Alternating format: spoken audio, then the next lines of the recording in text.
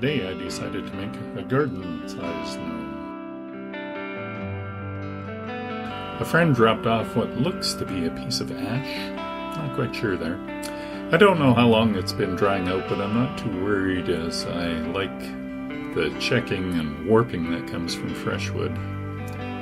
It'll add character as the summer comes. It had some really great inclusions that I'll try to use in the finished piece. Well, let's see how this one works out.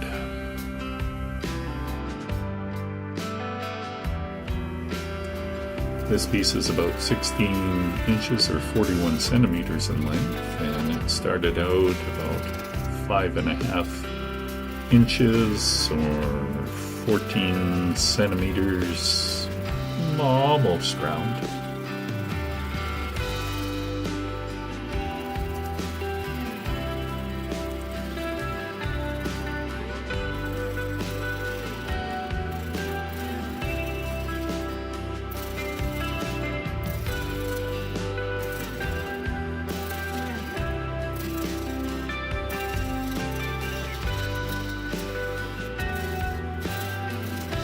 The one inclusion went all the way from the beginning of the hat all the way down, as you can see, and so I decided to fill in just from the hat and the face because I knew I was going to fur them up on the front.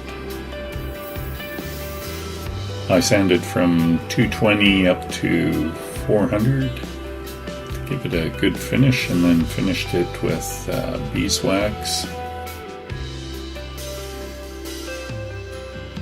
The top 3 inches I made out of a cherry limb and put a ball on the top of it.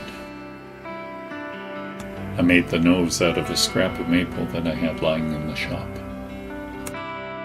My wife cut out a beard out of fun fir, and I used a waterproof glue to glue it in place. Thanks for watching. I appreciate your comments, and please subscribe.